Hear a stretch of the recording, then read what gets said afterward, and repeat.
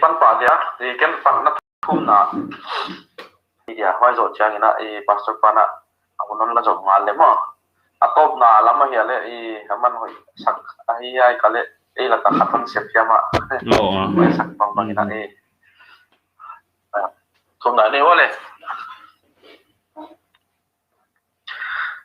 kabia kule kabel pa pathian to pa tu zan ti thei lai dingin ka hin nau na hile boina tuam tela kapan hon humbita pet lo na to pa lom ta china bible study sam tebang sut khomin ka luin napul kana pantawa tu zanin le to pa to ma sunjom theiding ina kun hoi la hon piang manin na tu ki pa thu ka hon ge nu hi tu zana to pa ka om na chia to nangman na kha siang thoina nom pin la hon loin la tu zana na thu siang tho sin sang na peding tu pastor nge bangle kun paisa na zat bangin nangman to pa zangin la amuk akamanga ito na te to pa nangman zat sakilan wai bana to pa tu zana kaki thu zak to na diwa kaban zat dingu ka phone teu ka laptop teu le to pa network ko am te bang leng to pa pathian doi mang pa hi poi thina apan nangman hon ke bitin la bang manong kai na omlowa apul pana alai ja top tan to pa nangma min thupi na de ka zo u kialing hilowa mi china ka hin pi thi chia thina dingun na thu na wa zo sa te to pa hon wa zo le chin chi thu min kon nge na he kuno yun man phanon piak ja ke pa thu ge ni le na kha siang thowa no nom pi na han nge in jesu christ min kon thum he amen ai le ipan zui ngal dia da sagi le ki maging ta yunu sot pi talawina tom kimina kim thei lam mina hi som le hang hoi diam chi bangai to na oma wai je kina ipan zui ngal dinga ilai bible ilai siang tho ito chet ilamena Psalm number som sagi le thumna en supa dinga ivekuna pau thei dina koi mai na banga ibang khat sungina interruption om le poilo mo ka chi chu interaction jole hangoi judiam chi bangai to na oma ojen kim kia sound abang khallo di ke na le tu sound pe na pai di le poilo wa hi ichi dinga ai ke le banghiam chia boy hoi simle la an mut thei tho ti pau le on zola igen sungma holim thei dani na ngai to le hang ma ai le Psalm number som sagi le thum pathian thukhen na dik asabla akichia chang khada ki padina som ni le gyatan aw ma hi ama sapeni na asap kwa hi hiam chi kha en zol dinga asap ichi chiang ina thukun lui ne to le na moding wa chronicle khanna bunguk chang som thum khat ki padina en leu china amo pong na to ki sai bang imudinga asap ichi chiang ina levi swan levi ina ta thumaneya kohat merari le garsom hiya asap pen ahi le garsom akipat swan ong pai hi chi tanina igen dinga ai le asap ko hiam chi to ke saina kumpi davidina tempula ochu tabernacle biak buka pathian phan na pi tu ma kai tu ding worship leader tu ni na ikam pau sa no praise and worship leader heu tu ding ina mi bang sa hiam ana sepa mi thum ana sepa waite chu ko hiam mi chi le ama san tu heman akichia la samia hiya asap ani na dina taklam pang ading pa akichia uchina merari availa hiai teng thum kumpi davidina praise and worship chi kampa kon the praise and worship leader ding ina mo puang na anapia wai thum til ka asap tele ai le chu asap leng la siam leng hiding ina hon ngai to saka uchina music bangleng siam hiding na ahon ngai to asap ahi ai le to amo puak ahi na ma amo buak a hi na chiang ma hi na a ki thei pa wai to biak khom na chianga biak buk a hong pai khom chiang na tabernacle a hong pai khom chiang na amo buak to mi pi te pathian le mi pi te kha kala dinga mi pi te pathian lama pi chu amo buak a hi ma praise and worship leader hi chi kha mu theina au ma hi abang khat simya anoiji simya aging chok om le mo so adistab khai thele chu bang khat mai le hoilo tom chi ko le dai mo he to da ni na hi zoliang he ai le asap tom kimin tu praise and worship leader hi chi kha chiang hen lan ei context sa chu pathian ni tenga pathian ni jin le pathian ni tenga a stage lama dinga biang na le phat na pi tu apan huai mi pa tan chini gen som hi a atan chin le practical ahin khwa christian ging tu hi na atwa te le heu tu hi na athil tu te hi ahon gen to he munai ahon gen to hi chi kha ilai siang thona hon ni la wai kha practical aman ana to ama athum na la le to pa tunga avui na la le hin khwa to te hong ki gen to wai te aban barina sim ding na hi ki sading a hi ai le ama sai na china hon ge na pathian israel te tunga ahoi nge ye lungtang siang tho te tunga himal kenzo kasik tal dek deka ka kalsuan te ateu dek deka hi mikilo salo te van phatdan kamuin miki wang sakte ka eng hi changkha ki pa chang thum tan en phot dinga yai muna bangai mu ichi le asap din munai adin mun tu bang pathian ging ta ma pathian ging ta pathian hi nai thi chiang ma mai so pathian israel te tung a hoi nge ye chi wai tu bang history thukun luya pathian ni na israel te tung na asep ting te le ana thei pa chi nai mo pathian thu le thei pathian leng ana thei ging tu hoi ma leng hi china tom kim ta kena again dinga o china lungtang siang tho te tunga a hoi hi achi wa thu pathian ita pathian nai te tunga hi pathian hi hoi ma hi chi bang ama le an experience mi te tunga mi te to ana ki deal khain wai te tung ton amu so thui ahon gen na sai wai adin mun ma sai ve adin mun a foundation akinga na mo a hi le chang ni ki padina himale kampau himale bat sa pau na wai chu I thei sa hi sau gen ke dinga athu ong ki ko ka ichiama khat awma ken zo ka siktal dek deka ka kalson te teu dek deka he ahon chi suga asap kha adin mun ye chiang ina nop chi ma ma mo e sangna dina tu ni na e ke to e password pa to pagam na sim na full time in ka om wa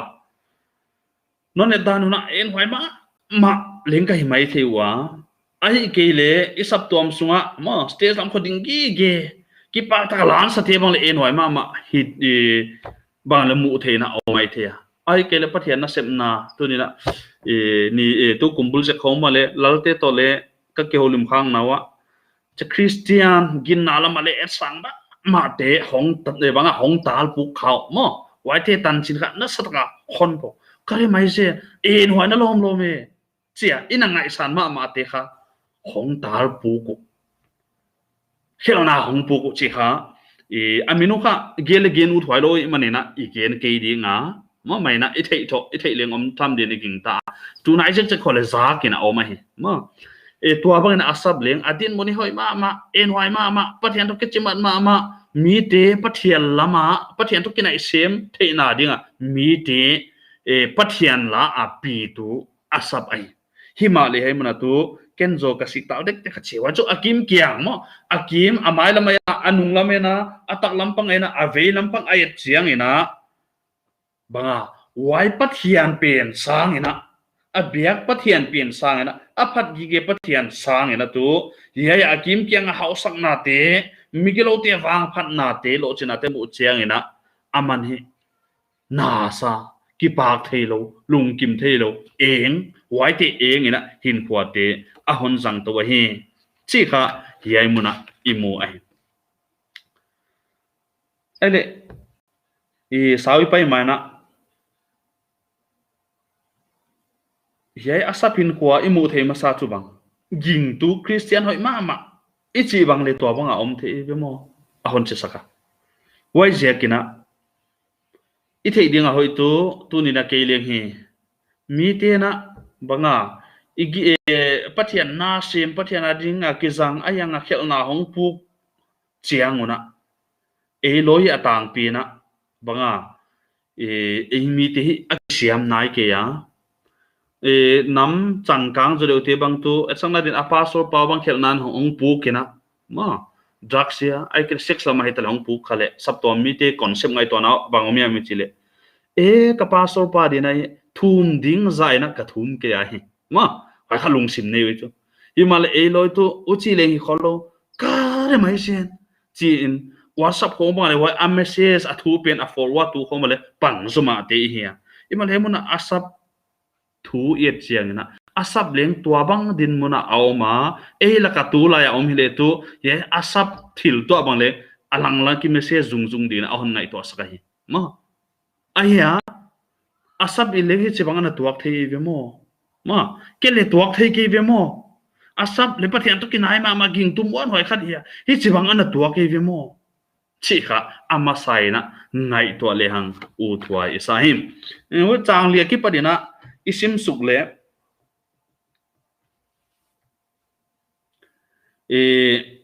migelo te wang phat dan asapina ahon gen suka chang thumna tu alom pi na samari na hon ge na chang le na ki pa na hon gen avekin sim ke dinga chang le na bang asi lai un thuak gim na anei ke wa a nau akip josophi ma asi lai un thuak gim na anei ke chi asi lai thuak gim na nei lo chi mo bang chira nei chi et sang na dina mihau lo ichi bang leng sang ne na thuak da na le hong king ari anei zo de te bang ki kem zo ma na chu sing ni ko na chu I thok dan ki bang thong te ima lekhen khat chu ana ki kem zo de un chen ana ki kol zo de un chen ana thwa bang le anwam zo de khoba kha ki kep zo je ka le om thei to bang din muna ma oi je kina hemi ke lo te hi asi lai un thwa gim na anei ke wa achi je na chu wang ken kam pau banga exaggeration si ama kam pau kha hi nau hi ki so bi mi dang banga gim thuak in om ke hi gim thuak pu achia mi dang banga god in le om sam ke ni atang pe suma le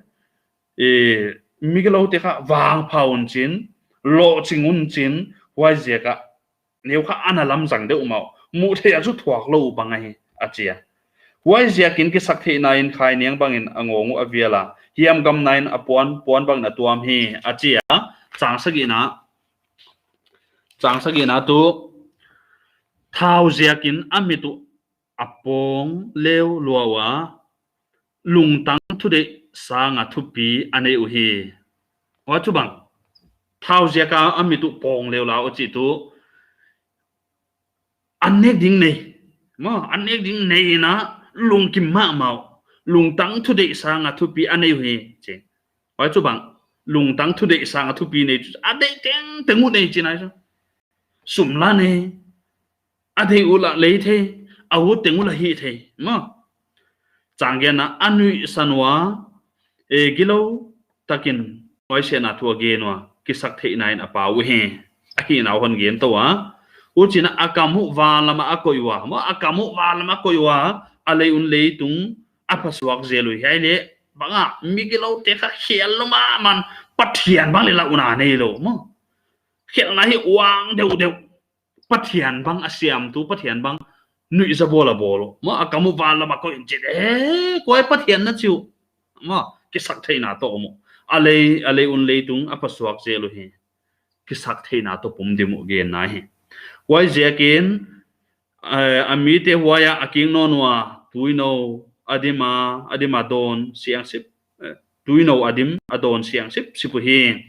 pathianin bangchina thei dia tungnung penin theina anei dia hia achiu hi endi hiai migilo salote a hiu nuam sa a om how de we hi chang somdeli ki bat som nga na tan sim lai di a thonin ka lungtang ka hi sianga ka khutte gen sia ben ka sil he ni tu min god in ka oma jing sang teng in so in ka om he uchi bangin ka gen ding na chitaleng ngai di muan hoi lo taka hi ka hi ding he achiang asapina adin muna topa nang ma na hoi he nang ma biak tang na he achi ko ma kha akim kianga migilo awang phama ma lam zang te mo etsan ne wai til an gowa ayang pathian bang ma achi kia in hoi na hom lo mu hak sana ne wai te jen he ana ki tal puk de ka sik tal de ka he ka sik te wa he ana chi a uchina a hi nau ahon gen ki sa thei wa hi dan hong le ai ke le ki pau so kilian sa koi dan thu ti ahon gena som le thum som le li som ngan la ka chu som le thum som le li la ka bangon gen som le thum na bangon gen a chile a thorin ka lung tang ka hi sianga ka khut te gen siat ben ka sile chi wa chu bang ama hong kien ta chu ka re ken pathian phat pharinga pangai a phat tuam na I did the right thing for nothing ma chiloi a lo gi a phat tuam lo pin ka sem chi ana sep et sang ne ke bang to pa hoi che pathian na sem ayanga a phat tuam na bang me ta ma tua bang din munin om leng asak din munai chu pathian na sep chi bang ita ka sem na chiloi ayanga good for nothing tua bang conclusion tan pha hi ahong tunga uchi lai na som le som le ngana i le kha apaya poimo khat awma wai chu bang ichi le asap ka buai ma ai hanga ama banga chin gele within himself ama athil to ate khon ko hiwo ko in chin gen khelo puang khelo ama atana khol sak ichi yama ko chu som le ngana gen huchi bangin ka gen ding na chi taleng mo ngai di muan wai lo tak a hi ka hi di chu chin ana gen khian alang lang gen in ka sana te gen ina ai kile ke heu tu khadinga mo heu tu khat a hong khel chiang ina heu tu khat a hoi lo chiang ina ai pek khana salwai chu ma et sang na dina tu nen e kha ikibang ve ku ai ang ina mo pong na tung to na ke bang pasro pa bang ina khel na khat ana hi ina tunina adang te bang khel na wa ikibang ma hi le hang mi te mu atu ko apa sortegil hi pen kha aden khang na zodi ma asu khang na zodi e chu bang ziakin ka kizat nau ziakina ka hi nau ziakina ko ka hoi tuam nai lo na ka mo pon na tung to ka ai aden ai impe khana zodi ngai tuama kon he mun le asap kha aden kha hin alama ma ding a hi chi kha phok ko mina ye hak san na spiritual khalam warfare ana to apeng ka ama tanai ahon ko ithea ichidinga ama tana kha asu top theya hoi kha eton ta ka sang ma ichi yama eton dina ahoi ma hi uchina som le du ka ki padina som le ni na hi athu kha hong ke he ro som le gung na huai ka the na ding dan ka ngai to in ke din ana lo ma achia som le sagina pathian mun siang thowa kalut abena ding ka ngai to ma se ache ma wai chu a transition ichia me ai muna kha angai to na teng ki he ai le asap ko kyanga hong ta ya mi te kyanga ba ta ya in kim kyanga ba ta na chu bang yang thowa kaluta abena ding ka ngai to ma sa chu bang wai ya mikilo wa lam sang ma te nei zo ma te wai te man that ding thu ka ngai to chiang ena wai bang china hon the ai chile pathian kiang ke pathian ke bula hong tai chiang ina hi chiang athu chiang hon the hi chi ka ya muna a honi lai aksan na do na di na pathian ke hong tai mo wa kha apoi mo ma khat ana hi leng haksan na to chen haksan na to chiang ina ko keng na ta ya ken haksan na ka to chen ko keng ka ta ya sumi nei ke ya nek ying awanga tu lai bang lockdown hong hi ya ko sak na ki bang lo mo te la ka ya ke midang he tale หักสันนามีเทียนสับตัวมีเทียนตัวเชียงนะเอ็นตัวเชียกว่าเกียงตายปะเทียนเกียงไอตายไอคิมีเกียงไอตายเยมุนหัสอาศับเป็นหักสันนาตัวนะมีดังเกียงอตายเกียปะเทียนมุนเสียงโตเต็มปุระหงตายตัวป้าเคบุระองตาลุเชียงนะทิลบังกิมิฮอนเทเสียมหิดานเยมุนะบังa transformation a ki heng na a transition to pi takhe mu theina awma uchina abani sim sukle somagena ama munnal taka anakoya sian nate anapa khezi bangchidana hiya mit phiat ka kia a in aingam ta china on gen jena sam som sagi le thum kha nasim chiang una sam number som thum le sagi ma sam number som thum le sagi wa 7337 ki label 7337 sim home le uchina wai muna 37 a sam number 37 a bang hong ki gel hiam ichi le hichina som thum le sagi koyam khatina nang non sim dia som thum le sagi chang hi chang ni thum li tan khong a sam number som thum le sagi sam number som thum le sagi to bi ku kal le mwang dinga han thona nabila thil hoi lo hi te ja ken ki longkam nom ken na tiklo taka hi te leng enken lo pa bangina painom zok dingwa lo hing bang a wai dinga hingalwa lo pa mwangin lan thil hoi hin kiai gama omin lan ginom na tel zerin ki pawai ina manu ya som thum le sagi na mo ye chiang e so wa ja som sagi le thum le sim chiang ina som thum le sagi sim le chin asap buaina ma asap buaina nang buaina ki buaina le a hi mai the ya asap buaina le yai muna adona anom kina uya aman chang som le sagi adona tak amu mai na yai muna som thum le sagi adona to pa kyang anom kin mo chu thiloi lo hi te ja kha ki lung kham ding hi lo wa hi dan dik lo ta ka hi te le eng lo di tu ne dik lo ta hi te lalte na yeng khado mo samu nang na yeng khaya sang lu nang na yeng ya sang nang ne pa so pa nang ne khaya diklo ta hi the en ve ikim kya diklo ta hi tam lo mole igami ne guk na hi chi the ya tu ni ta na igen gen le ne guk kya ba hyam khat ding dan kya ngai to na to oma himai khovel mita chu en huai leng himai the sang ne zo mo khang zo le banga lamjang zo banga hi sia kina ny bang sim mai the imale lai siang ton chu diklo ta hi te engken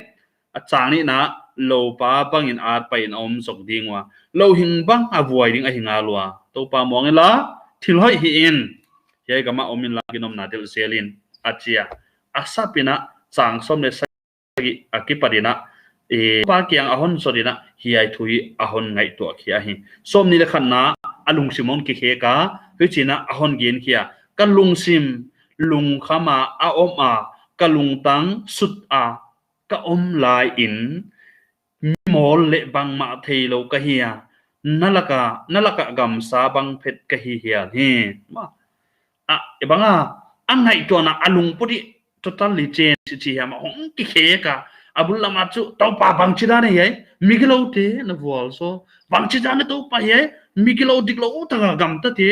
wang pha lam san na pek chia lung tang ke sak thei na to pa mai kha phun kho ba kha hong mai chu himale to pa khe bula hong pai chiang in tu hong ki ngai nia ma mi mo le bang ma thi lo le tak ke ni mo hai na lom ne mo mi hai bang ka pau kha to pa hon ngai damin namai hi gam sa bang phet ka hi hong ki chi tai ma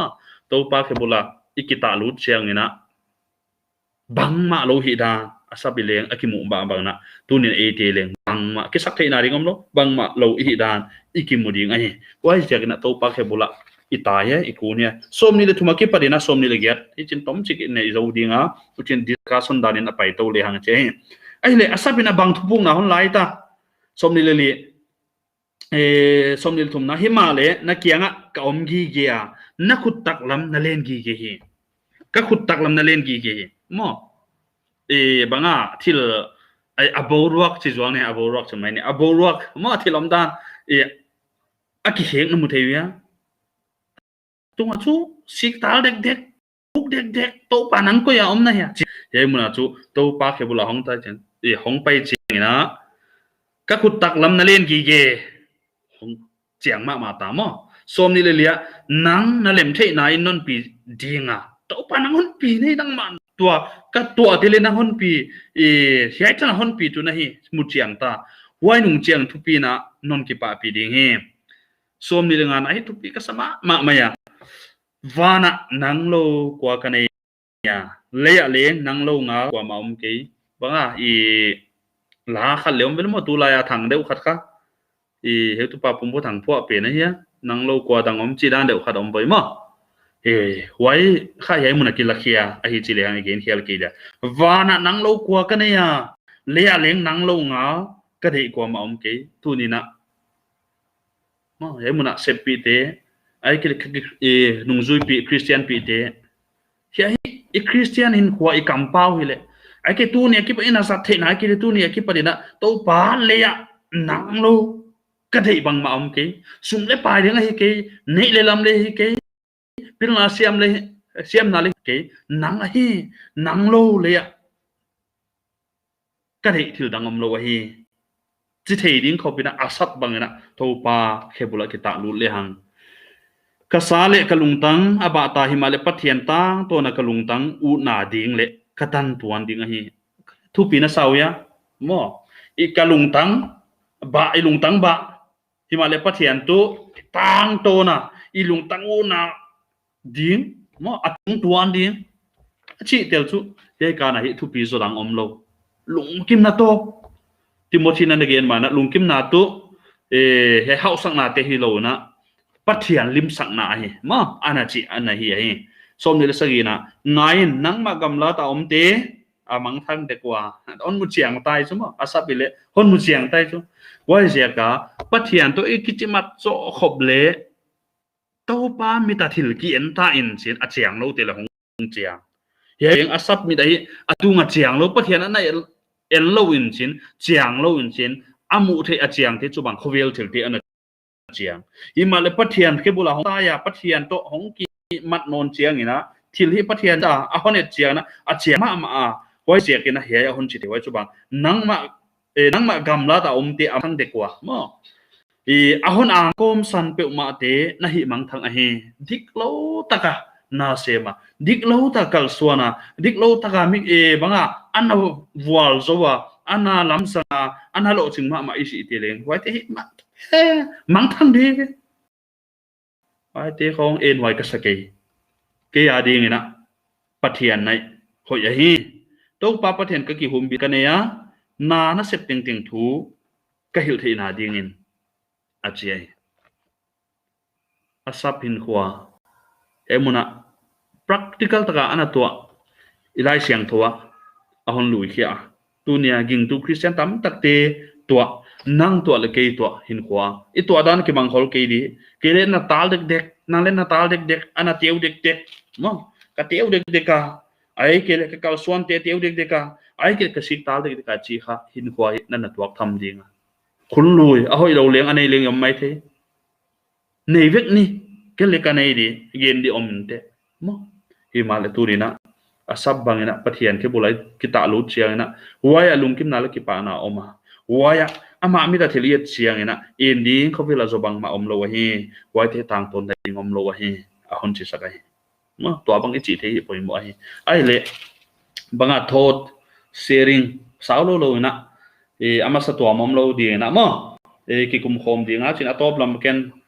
ต้มชิก conclusion ขัดคนบอลไลเดียมั้งเกี่ยวนั่นแหละจาลาไม่คิดโดนนาเตเลยท้าไว้โดนนาเตบ้านอะไรบางอ่ะตัวนี้ไอ้เกล็ดนั่งนั่นซิมตุงโตน่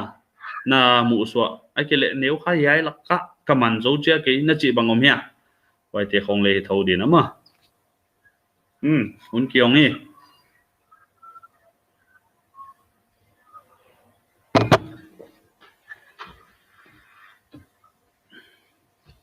Kanon share masa dua le.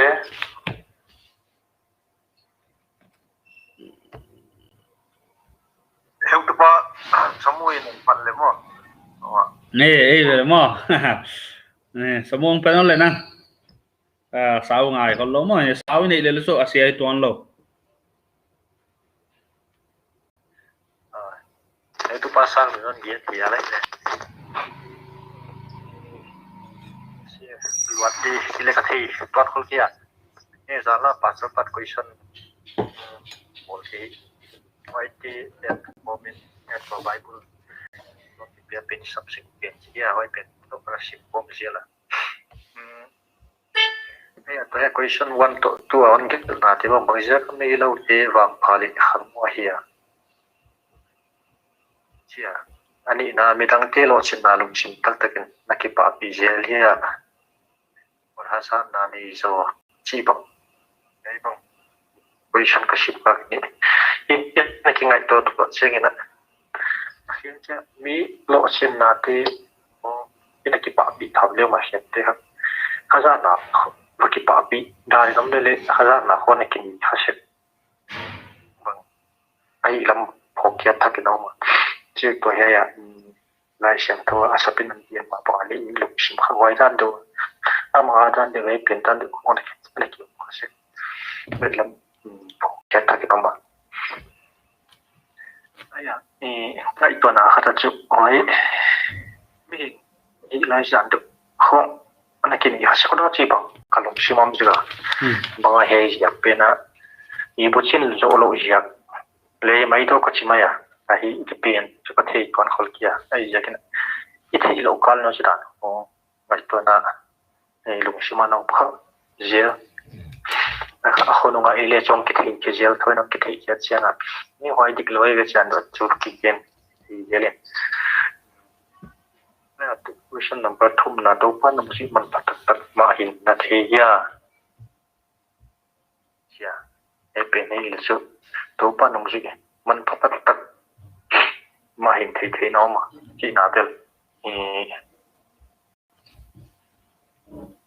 cái lùng khối vel thì là lấy làm mà lấy tuổi thì lại sang thua sắp bên này mà bằng aman lấy mi cái lâu thế chẳng là để để hôm nay hỏi tiền là yên khai lấy chẳng là bất hiền nông dân bắt đầu hỏi cái hi lơ rồi ông bông đi bông lùng kim mình bắt đầu ông sẽ lùng kim là số bảy mình bắt đầu mai thì nó mai tôi là một dân pass lên tiền à lùng sim một pha năng lâu và cái này liền năng lâu ngal cái đi và một cái gì anh xia và cái bên tan toàn lệ cái gì kia và năng lâu bất hiện lâu của mọi người đang này lâu thì đang bằng bạn này lâu idan em ra kan thì chia sẻ tốt na thì anh em pel pathian naya hoya se chang som ni legia ta alas na chang som ni legia tang ki gel bang teng itu alele anh dinga ho pathian na action na itu na le pathian ni na ki pa na ole alele wa chang ale pathian na ya hoya ita có thể để chừng không ai gì cái bảo thì toàn không để chừng không ai gì cái bảo vậy thì nếu họ còn comment về gió là chị nè thì xóm này là ngà và nắng lâu qua cái này à chị tiền khá và nắng lâu và ít chị khá em sang đây nó mới đăng tiền à ni bible hun lai le hi tu hun lai le hi ni le kha pathian ju siam te be mo ku isuma ni bang kha bang biak thei tam pian ani ni sun god moon god chi kha om bekin chin wai ting ting leng e banga pathian anei lo ma wana leng pathian chau ma leitunga leng ama chau china na satakena ichi ama I emphasize ahon bola tua bang ichi the kha anapoi mo ma hàng sẵn tắc cái này chỉ thế này nha, ilung sum tắc tắc tôi chỉ thế này nha, mà ở đằng này sum sum mà,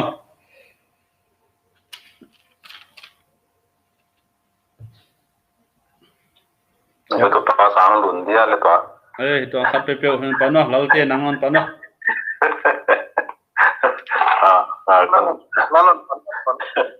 kan nam bu jek chi mai ai ke le ai bible chang sim tung to na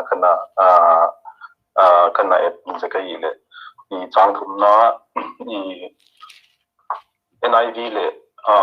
KJV ha prosperity ki jin je ha wang phan na ke je bang e ke bible nei pe nai pe e pa pe na ha e ha kan ai to cha he Christian de da chen khat ka mo I le ha I lo chin nai chi prosperity chi wang phan nai chi bang chin I define na I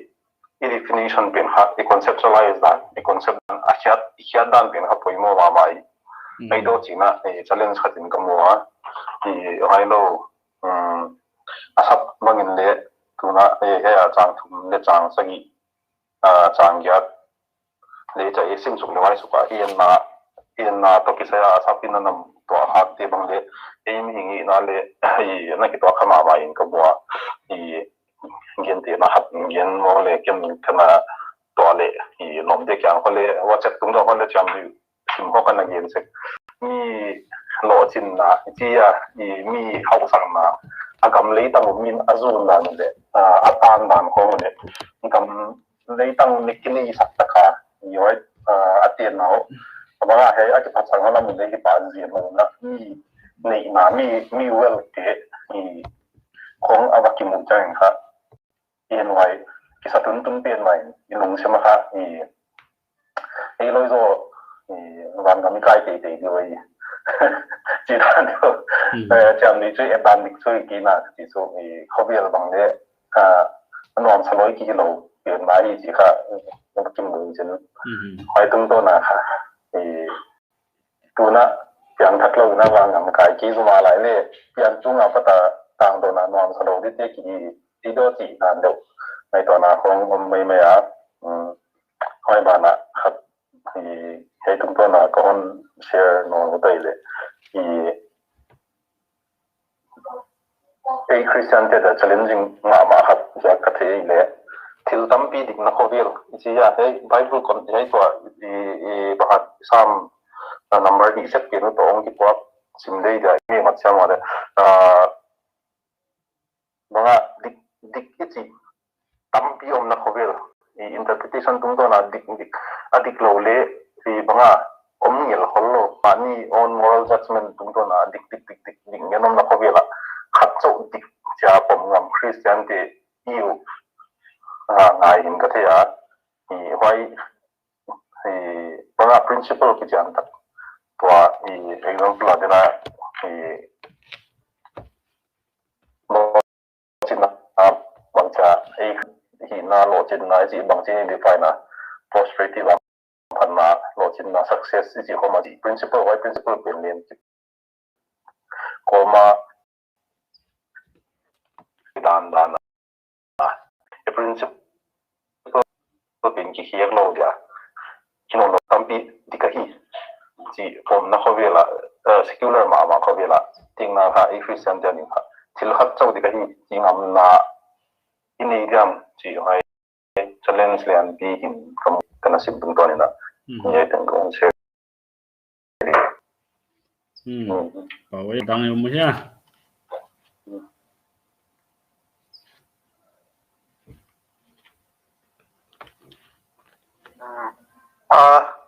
in ai pastor pana question non jack te pa hoi takin kana en zui khaman ki ai boy lot jakina male tunya la pinu cha en mei kai en man kai me ya aya tunya isimu yai asap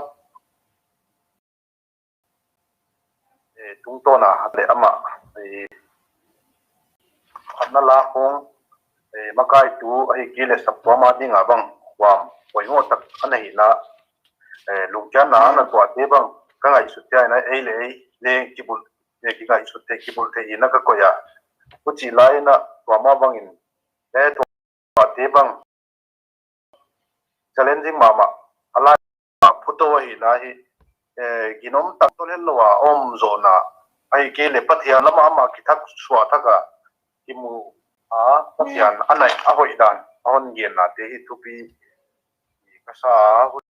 chilo te dai gen bang ham te hi gen le sau pi ka ne lo jain hai dan tunia hi zilo padak ham hon na wai ya kwa ya sama bangin hi ki banga kana ki bula wai na tuam bang sap to ma ya hi te sun nei ku bang ga ai ke le iki ya thei dan bang no imale khabe be bang lama chin zolo na mi te nai chao ma mi te lo chin na bang de nai question heuten samu hi na lalten on gen ma bang wa lo chin na hi wa zol na tak tak chi bang mi te lo chin na bang le ina kisai bang om hi dan bang lo te mo wa bang dana chi bang ina chi le om ma mo i khovelin khwa hi dan te bang i to to na ina na ki pya do banga keile patian la ba na te bangom me ki ha jel dan patian ma na ya ki in bin na hi ama hi tu ne kel le pastor pan hayon sim bible study o ma pa da kan nam ka ke lam ai te ko ngai di tu ni ko ken ka sia te mo chilo wa question nong pai te bangam te kha a bible kan na a text ka ho kin kan na tadi khaman tia ai tim ko Oye, qué pavo. Oye.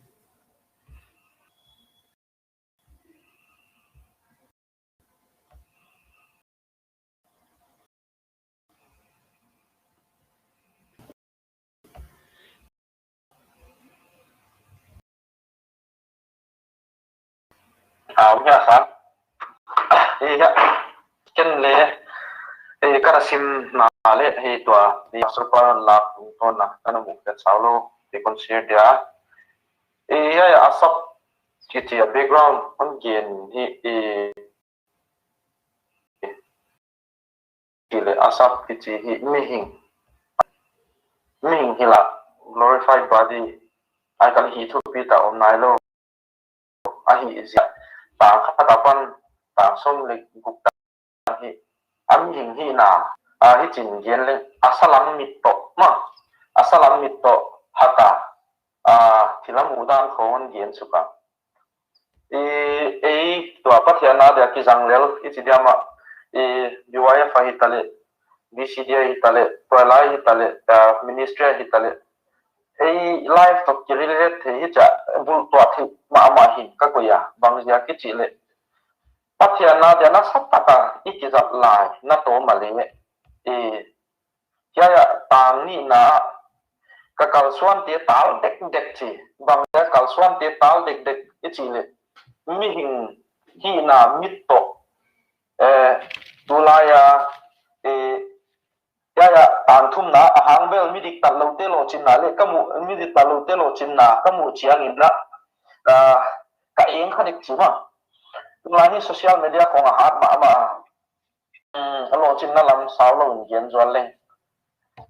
white ta ni chidiama white sungkwan ai kale white waya ben ai kale waya Manipur SI zamedar chia white lo chingu chibang ni cha thui social media ko ki kap che pa pa yo ma lo chin na khong wai lo chin na te khong ni mu che hi bang che do ki la la pol ji la kwan ni nga ai kale worship team ko kisang tu ni chang tam do nga ka lo chin thei lo chibang ngai to na om thei ina ka ko ya wai ba na akal suan na te tal dik wai apa dik ding khalam mi ta hal nai lo salam mi ta hon hak chiang hi mi te lo chin na bang mi te na banga thil puam to ma kopel vai en na hon chung ma en na ke su ki eng khon lo wai ja ka mi ta amu te mai eng sakhi vyo ja tang som ni guk kan gen spot gen su kin chin wai chu mi te lo chin na pa thok lo tak lo tak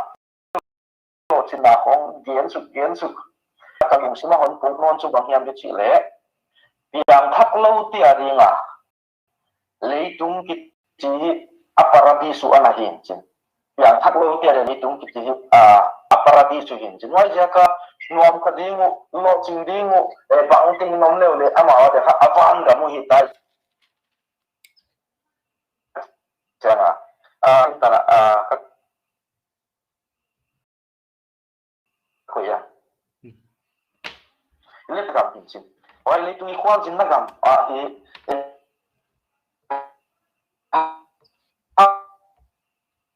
san na tuang ma di lo ching ma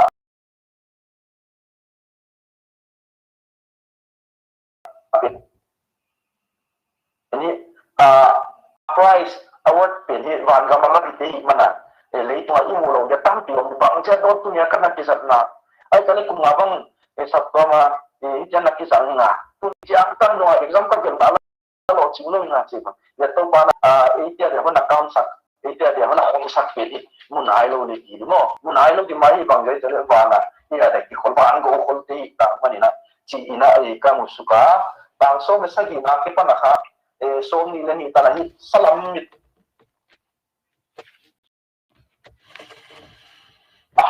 na tuak lo om ding ni king ta kaya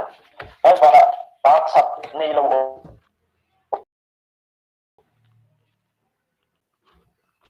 ni le ki pathian to kinai zo hana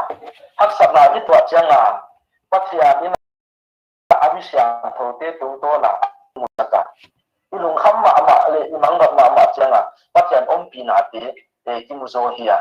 oi ja ka pathian ni tak te a ringa khalam mi ta i hak chian chu i hak sat na te bang le pathian hoi na i mu na hi zo ilung kham na te bang le pathian iman ta sa ro i kyang a om gi a hi dan i mu na te hi zo chỉ là ya 18 17 upon 23 tan ken kana banga kili kana kitiak dan no daya ama kian tung tuan wa pa na 27 na chu ahang bel nan gamla aman pathian ni na gamla thetlo pathian akyang om gi ge hin chin kili le ei penin pathian ki gamla chika hi chỉ là ya ta song ni le sa gi na ya verse tung tuan kam ya pathian sa kaluya Bible study na ha God is omnipresent kichi muntinga om kichi ma oi muntinga om pathian pen kala chang chang na ki kamla chiki ma chun kamla lo chiki en ki kamla le ya ta song ni le jana pathian kian na om ki adi na ho ya ta ton to pat ni na kim ni ka bu na chi pathian jana om pi na ho dan oi ja ka ilung kham mang pat thuna le thi dang ma tai lo wa ama to kinai om leng bel ka i bu na i ho na hoi ba laคือว่างจิตของเรามันถึงสักดีอัทุพีน่ามันมุสักเดเฮจีแต่อาศัพท์นะนี่อากิปนาตัวที่กันนะข้าหลังมีแต่คนหัดเจียนี่นะไว้เทวันมุจียนะฮีจีน่ากันนะหัวข้าไปยังเกลงวันอากิปนา16ตอนนี้ข้าหลังมีแต่หัดเจียนี่นะพัทยันสร้างนะเขาเวลที่นะอันมุยที่อันหัวที่มาเลยya 18 nak kena 23 tanah hijau ni gaite gaite ada 17 tanah belking lo dia ben ai ko bela mau ko di sahi adi janjen lo adi chu mana cia ama ala ma pathian namun ne cia pathian wa ti siang ale ke sial di dan ka ko ya ta ko ne kin kana panding dan gaite ko di pa ke pa wa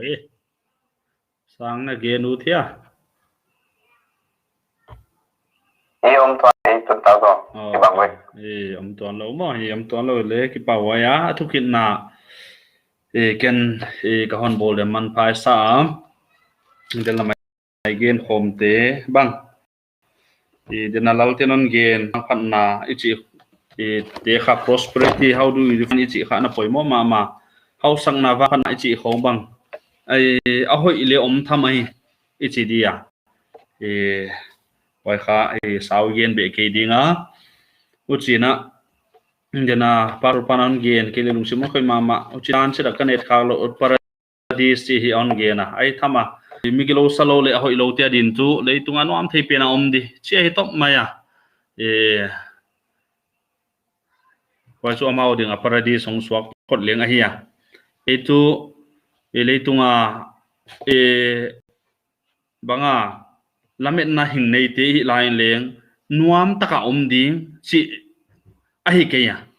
nuam taka om ni chi chu ule da om ding chi hi ke ya to pa wal so na idon itan le leng mi gen thei mi all mu hai te pan pi ding khoba pathia dina te ahon de te hi manina nuam ta hi leitung om ding in tu ging tu te hi ikinep lo chipot je le hang e khovel haus sang na idong ke ding chi lampang he jen ke ya e wai lampang he zo lo ina e tu jin leitung khwal jin hi ya lamet na hing te hi manina e wai pen hi e mabane kal son na le himano ding lampe ni ana poimo zo hi chi khan musagai le thukin na sam number som sagi le thumi athupia asam asabla i ahin khwa to te hoi takina ahon gen sungnya ngeta i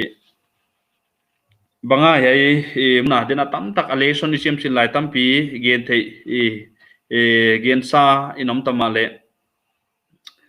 atom nai gen nop chu bang chil ging tu christian te hi to pa ding ki piak chiana banga hei to pa khuda ki om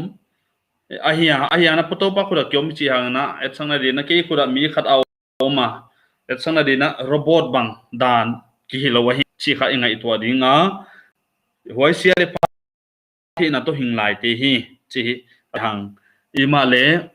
hasan nai to chiang na hem na te to chiang ina asap banga panpi kha ai poimo chawa banga he hasana te thua ka tuak towa fai ta yom jiang ina hi wal so na hi chawa kha thili thei lo ringa hi mana panpi ingaya panpi leng ingien dinga hon panpi thei tu pathian hi asabena panpi angena panpi na dinga wanzat azat tu topa mai kita lu da topa kianga thum wai ama dinga wanzat poimo ahia turin 80 le tuari ni kalsuan dinga tu china ging tu pathian dinga mizan ma ahi laina ama le anatal anat banga anatal puk dek achia atal puk achikeya chi bangle ne kha enjol le tom chikina kana teu dek chima kana sik tal dek achi adek a hilela chipot je le adek a hiya chi jwal ne ma ngai to na te tan pha chu tam phireng to pari rodan an hi in te imal practical wai atak tak ai action a chi ama ana sem su alowina wai tan pha atun ma kha ana khang lo chi ama ana thei a hi saka ye ahon chin sak tu bang ye mi chile tu christian hi le tu banga salvation cannot be lost chu thu tua min koi pot ta le hang thak ki chin puk zel ichi ma chan piang ging tu khatin puk zel ichi tu dina hei hoi de asapina hoi takina ahon ni chianga pauna ti bungsom ni deli changsom lu na simle midik tat sagi ve pung ma le athono di ma achia wai kha ana hi ging tu christian hi le to puk dem chi om ke dinga athonon ding a hi ma athonon nge ding a hi chi kha ichiam te ding a hi uchina atukin na ke din to pa na hi to pa nai ho ivo pathian nai unla zakopina china aman a chia inai poimo wai tu bang pathian ni om na ikianga omin chin dena paso pa le hon gen kha mo pathian kha mun danga om hi lo wei chu mang bat laya pu pa ki ikianga om a hianga we don't feel ama presence bin kha en ki bok lo wai jagena experiencing the presence of god ki mana poimo ma ana hia en hoi kha kin slow ina ige pathian om hi lam le thei lo khobina khatwin ging to christian hin koi in a jang towa why is an experience let us experience the presence of god why pathian om na pin athakina experience le hang u thoi sa why is to bang thina ni pathian nai ula aman hon nai di achi kha tu ni na thukit nai na jang dinga ke adin hi pathian nai hoi hi ma pathian na kita lu thang ding lung kham na sat nai to chiang ina ke adin na pathian nai hoi hi ma mi te a hoi lo lama iwang phan ai chi chu lo chin ai chi chu a hoi te le tang man thi ma gil lo na zia ka dik ta lo na zia ka mi te na wang phan lam zan na te lo ching wa hong kilang ma le tu di na hi wai te ka eng ke din to pa nai hoi hi ke tu pathian ta ka hi yani ka hin na le kadam san hi ri nga hi ma tu nia ichina ki dong zol liang bang di nga hei khowia hing nai di si di nga hing na hi ya ke to pa di nga hi ma si di nga hing hi di na ka ki ngai tu ke ya to pa di nga hing hi na ngai tu thakena tu di na hi to pa min thu pi na ding to pa de da na kal so ne na again khiak i gam ta da mi te to WhatsApp ai ke ho Facebook ai ke ho ai tan pha bang le pil wang na to pa de da ne na kal so le hang to pa min hi pa to ya om jing hi chi kha tu ni ta ka itu kit na yel na to pa na thui sin khom te le sa lo ki ku khom te a thak ki na itan chera din on bol zo sa ke no eta na zo so mi ya thum na ma he anon chiang adi ina number 91 som khat na i pastor pa na hon te la hi ya wai kha yen khom ding wa chiang ina som kwa le khat na igen kom mina ka chi to ki pa gen kom no adang te kha option chi detail na detail the nan ki pe dinga na de sam om jen le i grupa hon poson la sam 91 ka non chianga izo chianga anon chianga di kha advance ali chi dinga apos masa sa hampa chi dinga ide ine le mo e sam hi lunglu thoi sa hi vengo he hi ni wa hi ni chi om le kha som ko le khat hi le anon chen bang hi dia cha apai to lam 46 na hi ya tunin 73 91 apai to lam si ding hi to lo hu ya wan na le ki thei thawa hi aka lak la kha sam teng ki sim man kho lo de hi na to i de teng til pot di si thoi manina lunglut bang le ma wai kha anaki sakola group khonga hon post hi di na ka hon nge na hi ai le ken thum na kon nei de sin zo wa da ka khat chet thong hun ki jang de thum na nei do le van tu nung sang penom to pa pathian thilbang ki mi thei tu ni ta khun an phatang mai te na hon masaka ka thum na te na hon don saka egel bang plan bang sim thei bol thei na na thu la siang tho thu sam lai bo ki parina tu ni na ase sun ni na sam number som sagi le thum na asap ina hin khwa na tu ate chona to tom khala ma chona na tu ate wai te ki kum khom gen khom ina muwa to pa o tu din he asap bang na ko te le kim kiang te enina na tal dek wa kana puk dek himal to pa pa hen wai te lungkim na ki pa na om lo hi nang ma lungkim na ki pa na tak tak om hi chi hi nang ma thu te tung ton na thei thaka oma to pa pa thian thu din hi ate to banga nang ma nai ding a hi dan ai ke to pa nang ma nai a hoi dan thu te hi ki kum khom phe gen khom phe le za thak thak ka hi manuna ampha ka ke sawa he chang hon pitu ma kai tu nang man hi manina na hoi na na te zia kin na min ka hon para he a hi pa pa thian he unau te nang man ain kwan che du chinam na lu dam na te pia in lan mabana to pa program ke bang jang thei ding ina dam na hoi tak te pele chin chila mau ta din ka hon thum saka he a hi dam lo na ha lo na te ba na te min ka ma om the o to pa to te akipan na ke bit na hon tang sakin la khalama tui pa ki ge ya midang te ding a wall sol na kai the na du na he na kha nong thua min chin ka hong thu ma he he chang na hon pi na nong ki thua pi na te je ka na min padin jesu christ minen thu ma he amen nang pa man no awai le bai ki pa wai le na ka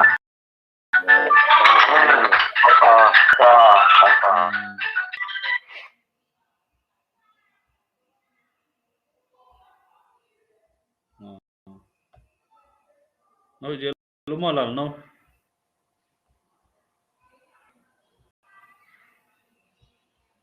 hello